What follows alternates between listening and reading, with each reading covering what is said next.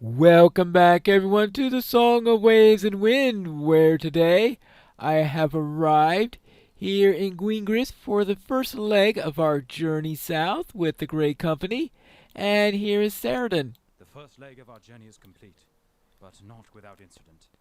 My horse, Eregion, has drawn up lame. There's something wrong with one of his shoes, and he cannot go on until something is done. Halfred says that I should just engage another horse, but I have been speaking to the elves here, and they have given me another idea. Apparently, a skilled farrier has recently passed through Gwingris. This farrier, London by name, could certainly repair a Rebendier's shoes. If he's a farrier, I hope he's able to.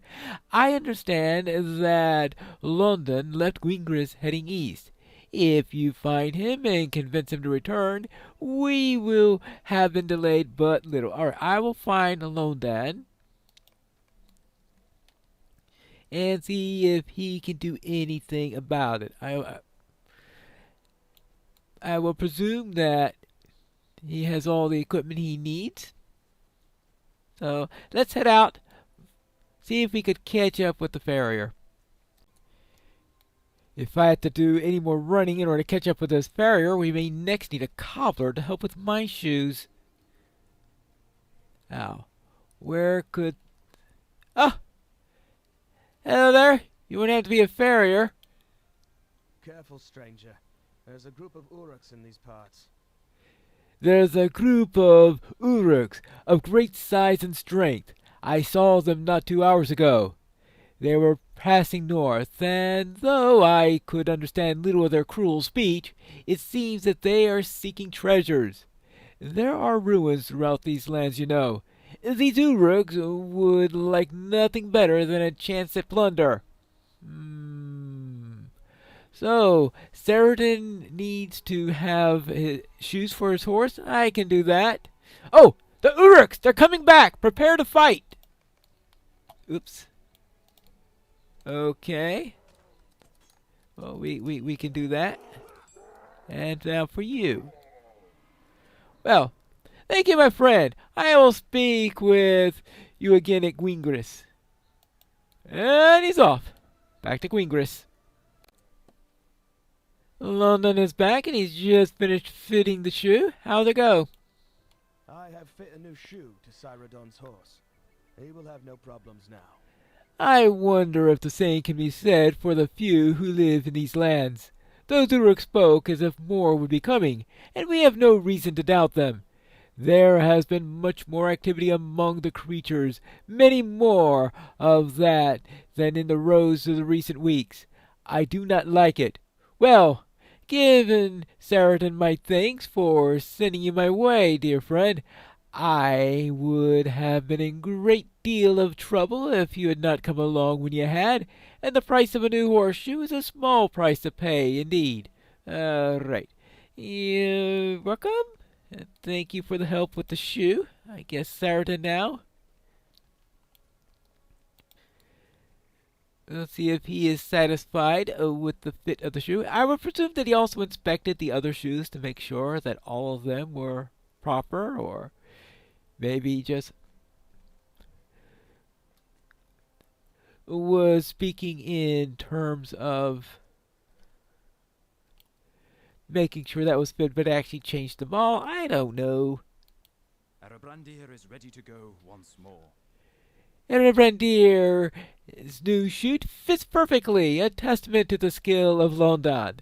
I am worried about these Uruks, though. If it is true that many of the creatures have come to the north through Enedwythe into Eregion, our ride south may become more difficult than it has been up to this point. Are they solely here for plunder, or is there another purpose that drives them? London gave me the shoe that he took from Eregion. It is yours if you want it. Some people believe that the shoes such as this, it brings good fortune. I don't think that is the case, but I leave you to make that on your own mind. Okay, so Eregion's horseshoe. The rest of the Dunedain have gone on ahead. They wait now for us. Actually, before I do that, let me take this. I mean, I'm using the sleigh bell, so it's not exactly like I'm using the optimal item in there. So put it. Now, supposedly, there is a line in the epic somewhere that changes if you have the horseshoe on. So I will put it on. Now let's see what he says.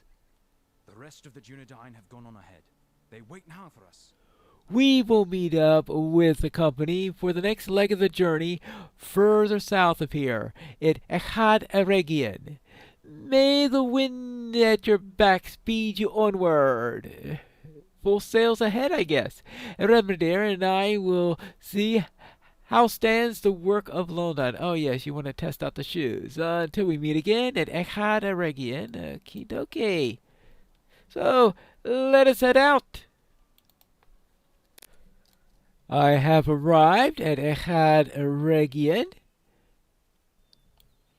And here is Radanir. We have received a call for aid, and Halbarad thinks we should help.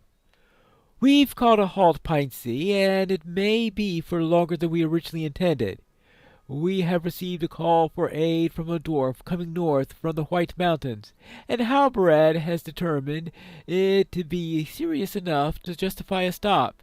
The dwarf's name is Fusi Gemcutter, and he will speak to you about his problem. He will speak to anyone, it seems. Oh, boy.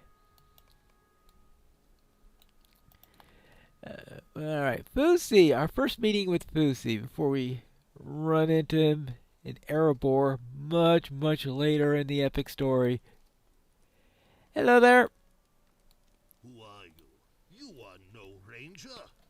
I can see you're no ranger. This is an outrage. What, that I'm not a ranger? I tell you, when dwarves cannot take the road north from the White Mountains without fear of harassment. There we were, my father and I, when out of from behind one of the large stones you see scattered everywhere in the land jumps the largest Uruk you've ever seen.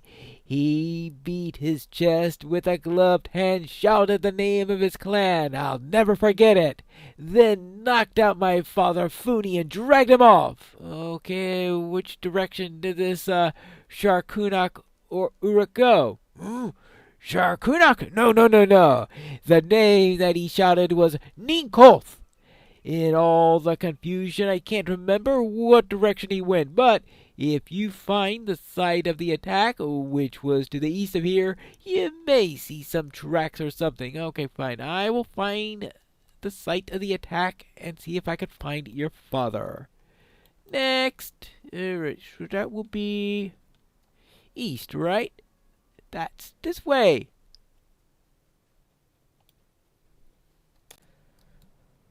If I heard him correctly, we should be getting close to the location of the attack. There's a big rock, a little bit of a hill. Well, something happened here, that's for sure. See what's in this pack. A confusion of tracks surrounds the fallen pack. Says he jumped a sack when we nabbed him. Should be around here. Hello? Ninkoth Scouts. Okay, well. Dead! The Ninkoth will avenge me! Well, I will see about that. Now, seem to drag them off into that direction. Maybe towards that building over there. When I saw it from afar, I thought it was impossibly high up and hard to climb up, but that seemed to have been just a little bit of an illusion. Looks like it's a gentle enough slope even for a hobbit to climb. Oh well, so much for that hypothesis. Here we are. Now, here's somebody. Maybe he saw a dwarf around here somewhere. Hello? You pursue the Uruks. Your trail ends here, I am afraid. Your trail ends here. The ruins of Mina's Elendur that you see atop the cliffs here are crawling with the creatures, and with worse besides. Still, you intend to scour the ruins? Well, you are brave, my friend. My, if I can't dissuade you from it, I at least will tell you what I have learned of this place. I will not myself journey there, not for any sum. There are strange doings going on inside Minas Elendur and its cursed cellars, and I have seen enough to last me. All right, well, okie dokie. Well, this was the site of a terrible battle, long ago. The elves of Gwingris would not tell me much of these ruins, but they told me enough to whet my curiosity, that this was the site of a battle long ago, and none of the people who lived here were spared the sword. But the goal of the enemy was not treasure, for the coffers were left untouched. They were left untouched. But there is something strange about the rooms and corridors of Minas Elendur, and the cellars of Delortham which run beneath it. You see things, sometimes, disturbing things. It is as if the horrors that fell upon the place scarred it from some way that the stones have not forgotten. It would be a brave one, indeed, to explore this place from top to bottom. Well, I'm not planning to do it from top to bottom. Not like I'm a lore master or anything like that. Some ruins of Minas Elendur can only be reached by the stairs within Delortham, and the opposite seems also to be the case. I do not know why the Ninkoth Uruks have come to this place, but I fear that it must be as bewildering to them as it is to me. Wherever they are keeping this dwarf for whom you're looking, it will not be an easy one to find. Alright, so I need to find Funi Gemcutter somewhere within Minas Elendur. Well, here we go. Here we go. A blood-stained. The floor is stained with blood. Will this lead to Funi Gemcutter? Well, I guess that's our first clue that we're going to get. Well, it does lead to an Uruk, though. Well, so much for that. Alright, this way.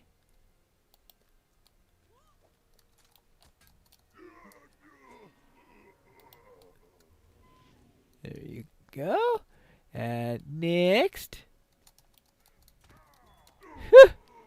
He's worried about these Uruks. I don't know why.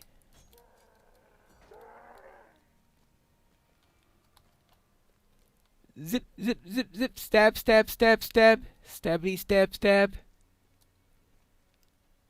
Now, okay, this way. Maybe this dwarf will know where to find the door. Oh.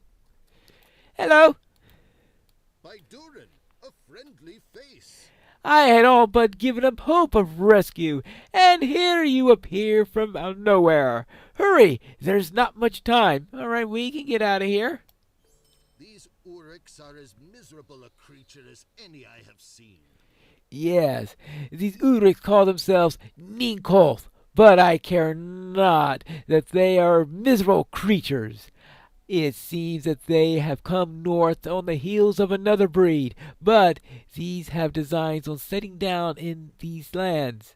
What an idea! Better up here than down near Zigojabal, my home in the White Mountains, but still too close for comfort. We have had troubles there enough. Does he have two homes? Or did the family move from the White Mountains to Erebor after all this incident, which is always a possibility? The Ninkoth Uruks kept me alive for a purpose, friend. They've been bringing gold and trinkets to me from throughout the cellars of this place, with the idea that I could somehow fashion them into items of worth, which of course I can, but would never do for these creatures. I can't bear the thought of these treasures being left there for the Ninkoth. Explore the ruins, gather up the treasure, and bring it back to me. I would not mind a bit if you took the time to slay some of those Uruks either. Oh, you may want to make a map. Anyway, so defeat berserkers, defeat the spoilers. And the whole thing about needing to kill more berserkers than the spoilers, despite the fact that the spoilers, I think, are about 5 times as common as the berserkers, is absurd, but that's another matter. And collect 4 coffers. Alright, 4 coffers. Alright, it's the spoiler number 1. I think there's one time where I actually did manage to get all the berserkers before the spoilers. How I managed to do that, I have absolutely no idea. Hello. There we go. He won't be harassing the dwarf anymore. So, let's see, we've got... Even though killing the spoilers isn't exactly all that important, considering the fact that I normally run into many of them, I just can't leave one unkilled. So our first trip down into Delathon. Yeah.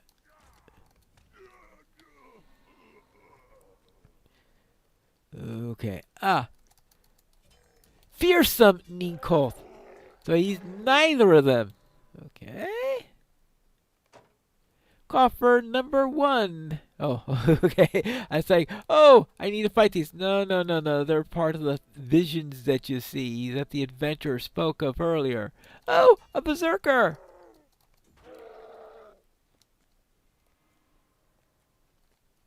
Alright, we want this one. We want this one. Oh, yeah. A Moria escapee. Well, there is no explicit need to defeat any of these.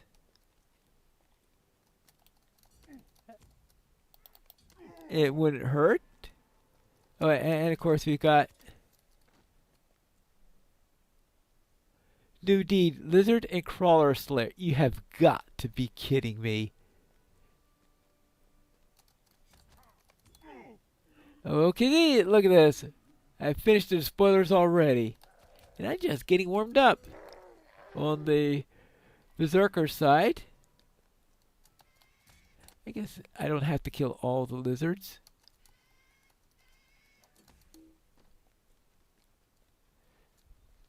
So I just have to go through here and see if I could find... And this looks like a room that can have...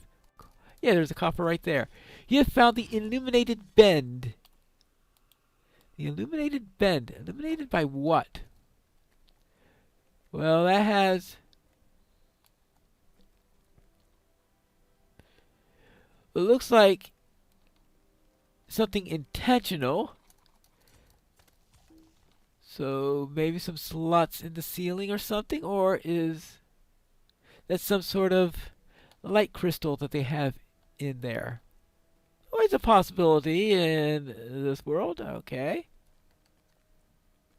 Ah, a berserker! Ah, another despoiler. Now, does this room also have...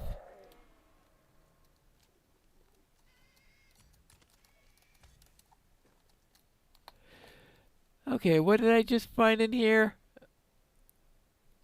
I was too busy fighting that I did not notice what the message was. I know, it's probably just the name of whatever the room is.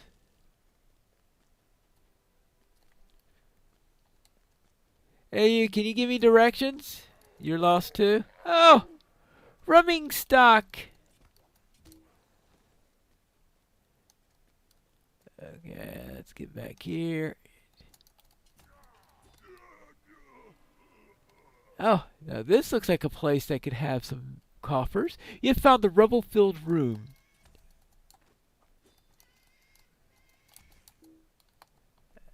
Hey, of course, it's possible that... Oh, okay, we'll have a berserker. Ah, here it is, number 3. So now I just need to go on the hunt for number 4 plus many a berserker. Fortunately, those berserkers do like to stay in the area that surrounds our friend here. So once I came back and found where the dwarf was, it was easy to pick off 6 more of them from the surrounding floor just above there. Excellent, excellent. We will bring these treasures out into the sunlight. Let us go, Piney. I will meet you back at, what was that place? Eregion? Oh, tell my son that I'm on my way. All right, I will tell your son you're on our way, and I will be seeing you in an Eregion when we return for the next episode of River and Sea.